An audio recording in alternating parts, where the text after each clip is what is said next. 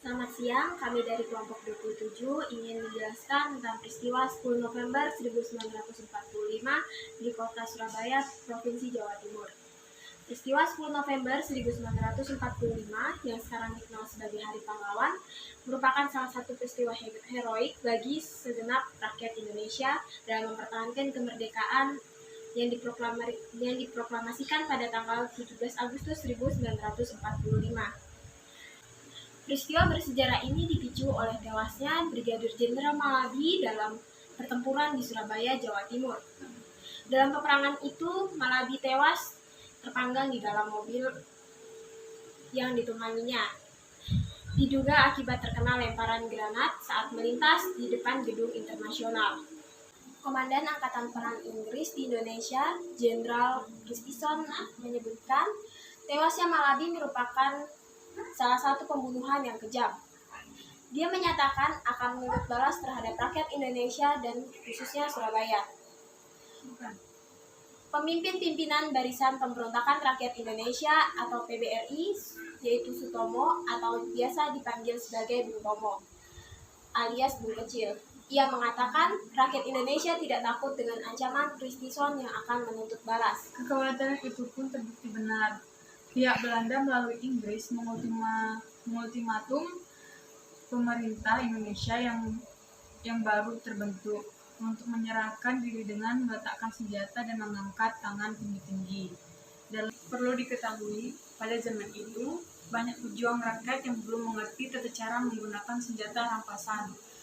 Hingga akhirnya tidak jarang senjata itu memakan tuannya sendiri dan otomatis merugikan pejuang kemerdekaan.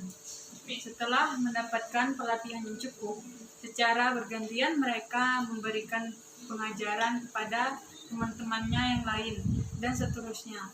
Mereka inilah yang kemudian dikenal dengan sebutan pasukan berani mati. Di antara kelompok perjuangan terdapat bukan hanya rakyat Surabaya, tetapi juga pejuang dari Sumatera, Kalimantan, Maluku, Sulawesi, Bali, para kiai dan alim ulama dari berbagai pulau Jawa. Anak-anak muda, pemudi, dan orang tua semua terjun ke medan perang. Lembar yang disebar melalui udara, Komandan Angkatan Perang Inggris di Jawa Timur, Mayor Jenderal Maset, meminta seluruh pemimpin Indonesia, pemuda, polisi, dan kepala radio Surabaya menyerahkan diri ke Batavia Weg atau Jalan Batavia pada 9 November 1945. Penghinaan itu kontan membuat dada para pejuang kemerdekaan terbakar. Dengan cepat, PBRI memberikan pelatih kilat perang gerilya, terutama tentang tata cara menggunakan senjata hasil rampasan pasukan Nippon. Perlu diketahui, pada zaman itu banyak pejuang rakyat yang belum mengerti tata cara menggunakan senjata rampasan, hingga akhirnya